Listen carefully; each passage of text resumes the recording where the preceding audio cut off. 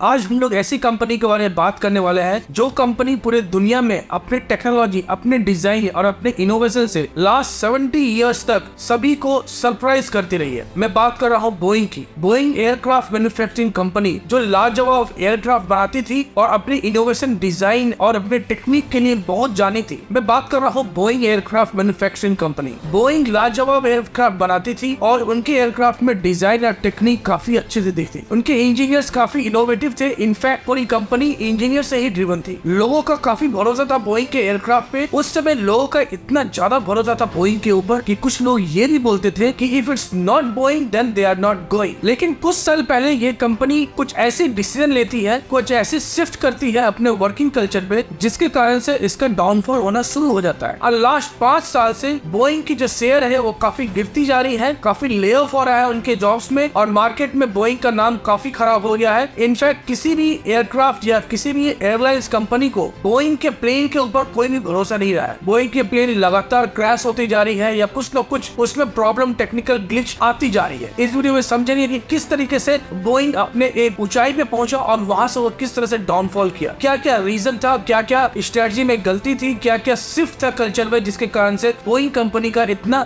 गंदा और इतना खतरनाक डाउनफॉल हुआ। अगर आप मेरे चैनल में नए हैं तो प्लीज सब्सक्राइब करें और वीडियो पसंद आए तो शेयर और लाइक जरूर करें। कुछ साल पहले इंडोनेशिया एयरलाइंस और इथियोपियन एयरलाइंस में एक काफी बड़ी क्रैश होती है। करीब 375 लोग या 375 लोग मर जाते हैं और इन दोनों की एयरलाइन बोइंग 737 यूज करती थी। तो बोइंग में काफी बड़ा मैन्युफैक्चरिंग डिफेक्ट पाया गया, काफी उसमें लूप होल पाए गए उनके सॉफ्टवेयर में, उनके हार्डवेयर डीजेस में। जनवरी 2024 में अलास्का एयरलाइन जो बोइंग के एयरक्राफ्ट यूज कर रही थी, मिड एयर में दरवाजे खुल जाते हैं और दरवाजे खुल के नीचे गिर जाते हैं हवा में। पूरे प्लेन में अफरा तफरी और स्कैरी मोमेंट बढ़ गया था। बाद में इन्वेस्टिगेशन में यह पता चला कि लूज बोल्ट के कारण ये दरवाजे खुल गए थे। एक एयरक्राफ्ट मैन्युफैक्चरिंग कंपनी से इस तरह का चीज एक्सपेक्ट नहीं किया जाता है अपने वर्स्ट से वर्स्ट प्रोडक्ट में। अब बोइंग के आगे की कहानी जानने से पहले हमें ये भी समझना जरूरी है कि बोइंग शुरू कैसे हुई थी, कहां से उस कंपनी की शुरुआत हुई थी और कैसे वो इतनी ऊंची पहुंच गई, अपने ऊंचे शिखर पर पहुंच गई। तो 1916 में बोइंग कंपनी शुरू हुई थी और इनिशियल स्टेज में बोइंग कंपनी यूएस नेवी के लिए वर्ल्ड वॉर 1 में एयरक्राफ्ट बनाता था। यहाँ से काफी पैसे इकट्ठे हुए बोइंग कंपनी को और यहाँ से इसके फाउंडर विलियम बोइंग ने यह सोचा कि क्यों नहीं वो एयरक्राफ्ट बनाए, पैसेंजर एयरक्राफ्ट और कमर्शियल एयरक्राफ्ट। तो उन्होंने एक पहला पैसेंजर एयरक्राफ्ट बनाया था, लेकिन कमर्शियल एयरक्राफ्ट बना था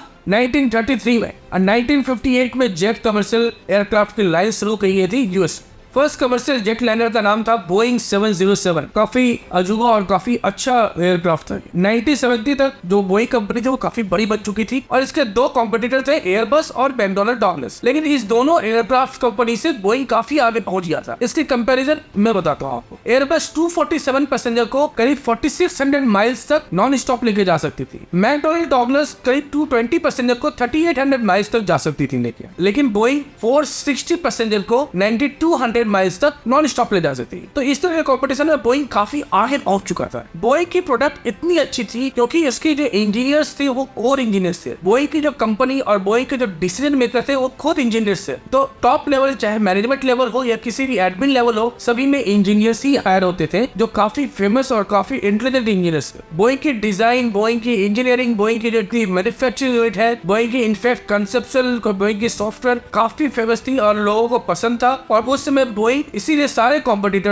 एयरक्राफ्ट मैन्युफैक्चरर से काफी आगे थे। स्टार्टिंग से ही बोइंग कंपनी का एक ही मोटो रहा है कि प्रोडक्ट फर्स्ट। चाहे बिजनेस में लॉस हो, प्रॉफिट मेकिंग में लॉस हो, लेकिन वो प्रोडक्ट में फर्स्ट होना चाहती थी। इसलिए 1965 में बोइंग कंपनी ने अपने रेवेन्यू में $2 बिलियन का इजाफा किया और उसमें से $1 billion means 50% of total revenue वो R&D में खर्च करने लगी। अब यहाँ पे एक चीज समझना जरूरी है कि फोन का मैन्युफैक्चरिंग या किसी और चीज का मैन्युफैक्चरिंग थोड़ा एक कॉम्पैक्ट जगह पे और एक रिजल्ट ओरिएंटेड होता है, लेकिन एयरक्राफ्ट का मैन्युफैक्चरिंग में क्या है कि 8 से 10 साल लगते नहीं है उस कंसेप्ट को रियलिटी में चेंज करने के लिए और जरूरी नहीं है कि वो सक्सेसफुल प्रोडक्ट बन के आएगी। तो बोइंग ने काफी बड़ा रिस्क लेते थे क्योंकि वो प्रोडक्ट फर्स्ट कंपनी थी। तो $1 बिलियन वो R&D में खर्च कर रही थी कि एक नया एयरक्राफ्ट बनाने का, और उनका जो पर्पस था कि 8 से 10 साल में कोई अच्छा एयरक्राफ्ट बने तो काफी अच्छे दूर तक जाए और कंपटीशन के काफी आगे जाए। तो यहाँ से ये पता चलता है कि बोइंग जो कंपनी शुरुआती दौर में प्रोडक्ट फर्स्ट कंपनी थी, प्रोडक्ट के लिए वो कुछ भी कर सकती थी, कितनी भी इन्वेस्टमेंट कर सकती सकती थी, चाहे उसके लिए बिजनेस में उसे कम प्रॉफिट भी झेलना पड़े। और उस समय बोइंग ने बनाया बहुत सक्सेसफुल एयरक्राफ्ट बोइंग 747। ये काफी सक्सेसफुल एयरक्राफ्ट था और इसका अभी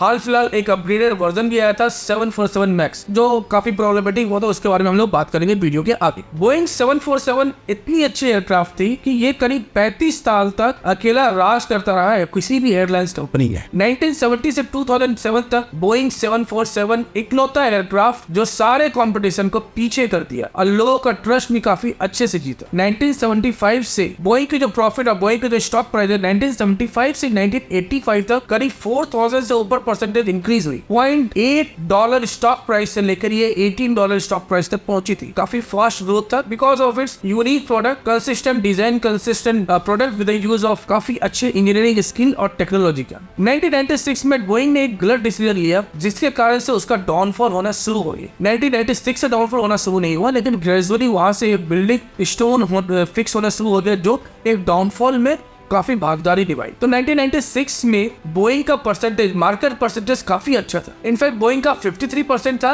एयरबस का 18% और मैकडॉनल्ड डगलस का 19%। यहाँ पे बोइंग ने $13 बिलियन पे मैकडॉनल्ड डगलस को खरीद लिया और उस खरीदते समय में जो मर्जर जो हुई थी, जो मैकडॉनल्ड डगलस के जो सीईओ थे वो बन गए सीईओ ऑफ जो मर्जर कंपनी, जो बोइंग की कंपनी है। और जो भी टेक्निकल डिपार्टमेंट से जो लीड्स थे, जो भी उनके यूनिट थी जो डगलस कंपनी की, वो सारे मर्ज हो गए बोइंग में। और जो बोइंग की टेक्निकल जो इंडिपेंडेंसी थी उसे खत्म करना शुरू कर, जो भी डिसीजन मेकिंग थी अब मैनेजमेंट के पास चला गया और टेक्निकल जो डिजाइन, मैन्युफैक्चरिंग, इंजीनियरिंग थी उसमें एक मिक्सअप ग्रुप हो गया, जिसके कारण से जो इंजीनियरिंग में जो एक इंडिपेंडेंट डिसीजन लेने का क्षमता था पहले बोइंग में, वो खत्म होता दिख गया। प्लस यहाँ से काम को भी आउटसोर्स करने लग गए। बोइंग जो मर्ज होने के बाद जब कंपनी बनी तो वो मैक्सिमम काम आउटसोर्स करने लग गए, इटली में, मलेशिया में, इनफैक्ट जापान में, क्योंकि आउटसोर्स करने के बाद प्रॉफिट बनती थी। क्योंकि जिस कंट्री में आप आउटसोर्स करेंगे अपने काम को, उस कंपनी की बहुत सारे जो ऑर्डर है वो आपके पास आने लग जाएंगे। सेम केस जापान के पास हुई। जब जापान के पास बोइंग ने काफी सारे काम आउटसोर्स किए तो जापान एयरलाइंस में के थ्रू से काफी ऑर्डर्स आए थे बोइंग को। तो इससे पता चलता है कि प्रॉफिट और होना चाहिए। लेकिन प्रॉब्लम क्या हो गया कि सारे आउटसोर्स को मैनेज करने के लिए, ओवर द ग्लोब जितने भी आउटसोर्स को मैनेज करने के लिए यहाँ पे प्रोसेस में काफी लूप होने लग गया, प्रोसेस ब्रेक करने लगी, जिसके कारण से प्रॉफिट से ज्यादा जो भी कॉस्ट होता था वो कॉस्ट ज्यादा लगने लग गया ये प्रोसेस में। तो प्रॉफिट और भी कम होने लगी इसके कारण।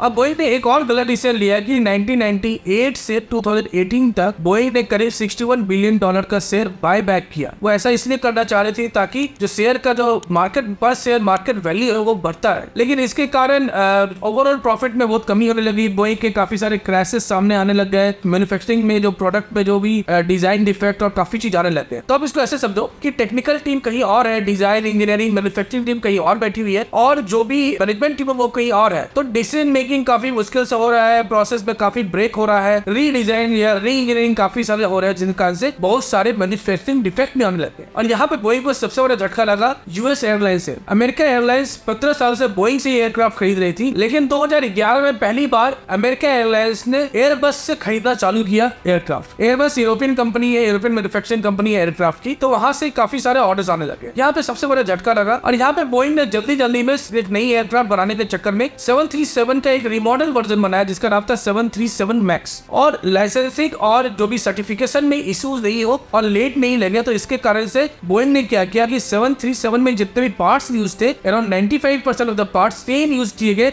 737 मैक्स में। जो भी इशू 737 के पार्ट्स में थे, सेम इशू अब रेप्लिकेट होने लग जाएगी मैक्स में भी, 737 मैक्स में। यहाँ पे उनको सर्टिफिकेशन और लाइसेंसिंग तो मिल गया, लेकिन एक प्रॉब्लम डिजाइन में ये आई थी कि जो जेट इंजन 737 की जो मैक्स में जो जेट इंजन यूज होने वाली थी वो काफी बड़े साइज की थी 737 से, जिस कारण से उसकी जो प्लेसमेंट है वो थोड़ी आगे कर दी गई थी, जिस कारण से जो प्लेन की जो एरोडायनामिक्स थी वो थोड़ा पीछे चली गई। जिस कारण जब भी प्लेन टेक ऑफ करती थी या जब प्लेन हवा में आती थी उस समय उसके नोज ऊपर हो जाते थे। ऐसा लगता था कि प्लेन में पीछे से वेट है, जिसके कारण से प्लेन थोड़ा स्लैंट अप हो जाती थी। और उस नोज को कम करने के लिए एक डिवाइस लगाया गया था प्लेन में, एक तरह का एक सॉफ्टवेयर और हार्डवेयर डिवाइस लगाया गया था, जिसके कारण से प्लेन की नोज को कम नीचे किया जाता था। अब ये चीज ना सर्टिफिकेशन के दौरान बताया गया था बोइंग की तरफ से, ना ही किसी पायलट को इस चीज का ट्रेनिंग मिला था। फिर कभी भी एयरक्राफ्ट में नए फीचर्स या नए प्रोडक्ट या नई सॉफ्टवेयर ऐड होती है तो उसका ट्रेनिंग मिलता है पायलट को और उसके बाद ही सर्टिफिकेशन और लाइसेंसिंग मिलता है। लेकिन ऐसा बोइंग ने इसलिए नहीं किया था क्योंकि सर्टिफिकेशन और लाइसेंसिंग में करीब 5 से 6 साल चले जाते हैं, तो उनको लगा था कि एयरबस के आगे बहुत ज्यादा नहीं पहुंच जाए, इसीलिए उन्होंने इस चीज को छुपाया। और छुपाने के बाद जो भी लाइसेंसिंग यूनिट या जो भी उनकी जो ऑडिट करती है वहां से भी ये क्यों बच गया या कैसे बच गया उसके पास इनको सर्टिफिकेट और लाइसेंस मिलती। अब कोई बात ये है कि जो भी प्लेन चला रहे हैं पायलट, उन्हें पता नहीं है कि नोज ऊपर जो हो रहा है उसको नीचे कैसे किया जा रहा है। उनको ये पता है कि इंटरनल एक सिस्टम है जो नोज को, प्लेन के नोज को नीचे कर रही है, लेकिन जहां पर जरूरत नहीं है नीचे करने का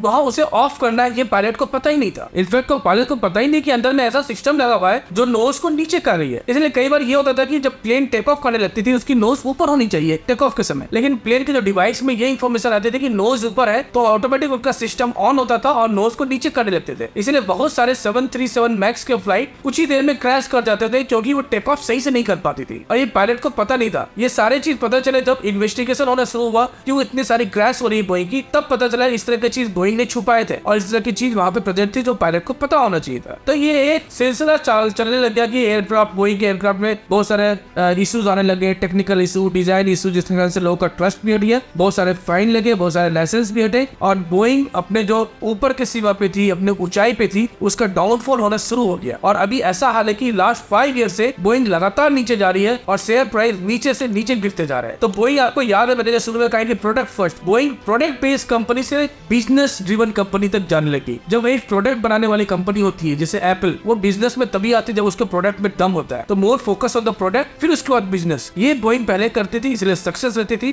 बाद में अपने शेयर होल्डर, अपने इन्वेस्टर को खुश करने के लिए जल्दी जल्दी प्लेन को निकालना, गलत तरीके से मैन्युफैक्चरिंग करना, प्रोसेस कॉम्प्लिकेट करना, इसके चक्कर में वो बिजनेस ड्रिवन बनी और जिसके कारण से उनके प्रोडक्ट में फॉल्ट होना शुरू हो गया। बोइंग का ये काफी खराब हाल जब चल रहा है, बहुत सारे ले ऑफ भी हो रहे हैं उसके, और इनफैक्ट अभी भी ऑफिसर्स है, बोइंग कोशिश कर रही है कि फिर से रिवाइव करे। अभी आगे के समय पता चलेगा कि अगर बोइंग आगे आ सकती है कि नहीं। अगर आप कभी फ्लाइट पे चढ़े हैं या किसी इंटरनेशनल या डोमेस्टिक फ्लाइट पे चढ़े हैं तो जो फ्लाइट की जो नाम होती है बोइंग, एयरबस, आप अगर इस पर अगर भी ध्यान दिए तो प्लीज कमेंट पे पोस्ट करें और आपने क्या देखा है वो भी इसमें कमेंट में लिखें। फिर मिलेंगे नई वीडियो के साथ, नई इंटरेस्टिंग चीज के साथ। तब तक के लिए अपना ख्याल रखें। Take care and good bye.